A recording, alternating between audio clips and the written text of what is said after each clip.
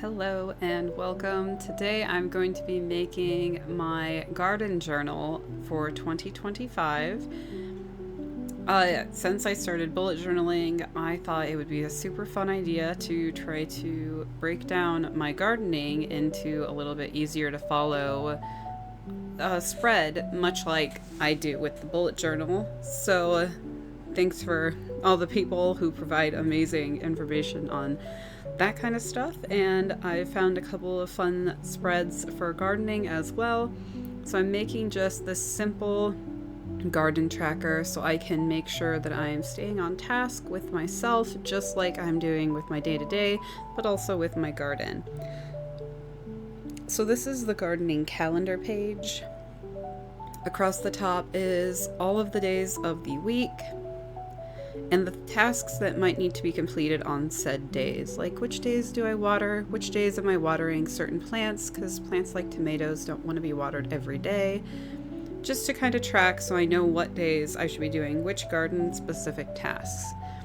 On the bottom, there's challenges, and that's if I start to have any challenges with certain plants, or if I start to have any pest problems, or anything like that. Main goals is if I have any specific things I want to accomplish in the garden this year, like not just trying out new plants, but more like getting certain structures built, or maybe making a new bed, finishing mulching certain areas, anything like that. As well as on this side, there's a notes section just to track anything that doesn't need to be tracked in the other areas to remind myself for later.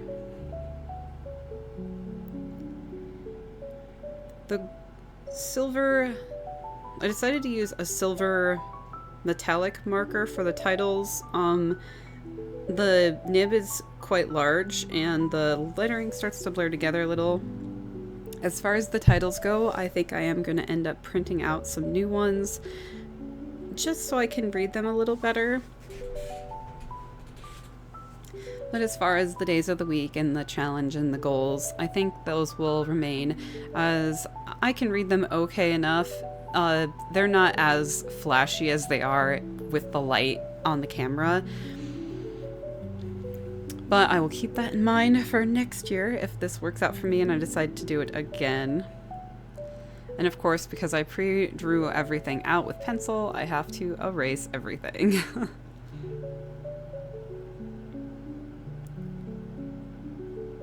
I also decided that I should add a little flair of washi tape just because the pages itself are quite boring.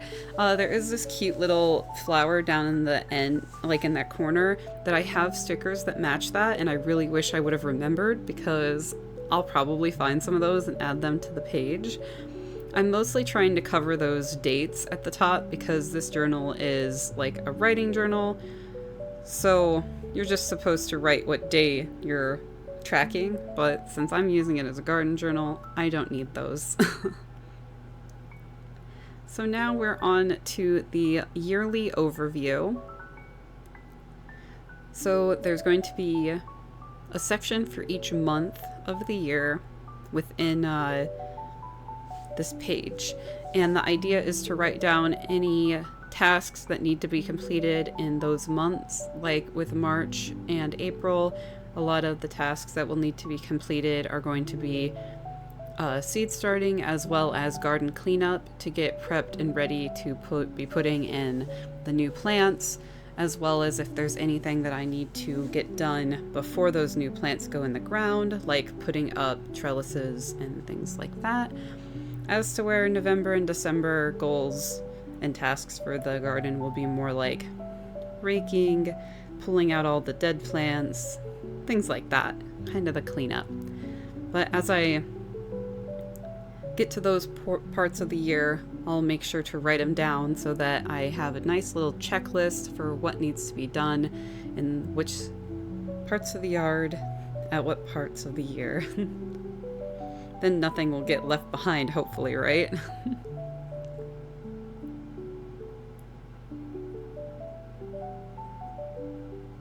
And that silver is just so, it's just so like shiny in the camera light.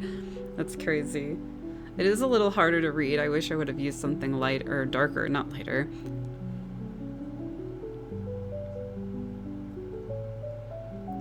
Across the bottom here, I left another space for notes, and then I realized I probably wouldn't need a note section for this page, so I'm gonna end up putting some more decor across the bottom, but I didn't have anything on me at this exact moment and didn't really want to go looking around in a stash haul right now, so I went ahead and left it. But gonna add in that washi tape that I found earlier if I can find the end of it again. There it is. Washi tape sure likes to just like move the end of it.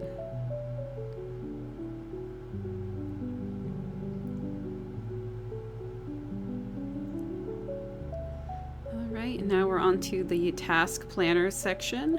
Here I did decide to change the pen for the actual like small writings. So we're starting with priority. I'm using a teal sparkle gel pen. These dry pretty quickly, so I didn't have any issues with smudging or as far as like the erasing goes. So for priorities, I have the task that needs done as well as the date it needs to be done by. I have a to-do list as well as check boxes to check off when those things are done. I have a sunlight tracker up here at the top. It says location, so I'm going to be saying like which garden bed or what part of the yard, as well as hours, how many hours those sections get sun throughout the months, and that will essentially be a nice way for me to track what plants should go in what parts of the yard and which ones should go in other parts of the yard. Then on the bottom I have a wish list, which will be plants that I hear about throughout the year that I might want to try, as well as new plants for 2026, so plants that I plan on actually purchasing at the end of the year or at the beginning of 2026. Because sometimes by the time you actually get to the next year of seed purchasing, you've forgotten some of the ones you said you really wanted to try.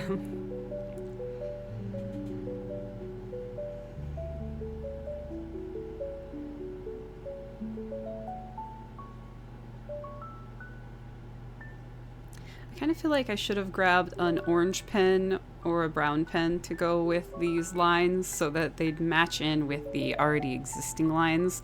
But I've never done this kind of like setup in a journal with lines before, so I wasn't 100% sure what I wanted or what I was attempting to accomplish. I definitely feel like I learned a lot and think that the next time I go to do this to a journal, or, you know, next year for the garden journal, if I decide to continue with this train, I just feel like it will definitely be better. One more time for erasing and we'll move on to the next page.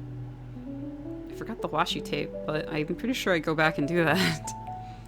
So this is the plants in the garden page. So this is going to be larger than a page because I'll have multiple plants in the garden, and each plant will get its own section so I can track kind of what I liked and what happened. So it looks like each page can hold 2 plants for what I provided, and I'll make sure that it'll just keep going out as I try to add in each plant individually.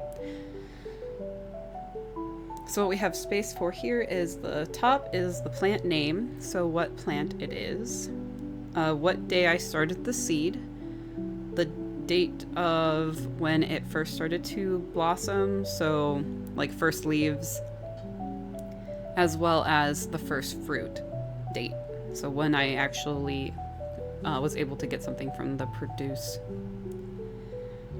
Next we have notes about growing, so anything I learned while growing it. Was it easier to grow? Was it harder to grow? Did it not grow very well because I didn't put in enough sun?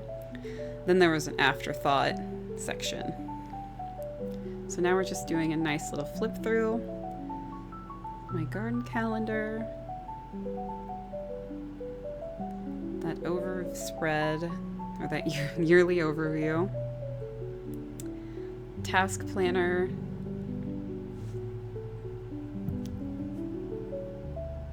And then those plants in garden, I went ahead and put in 4 and there'll be obviously way more at the end.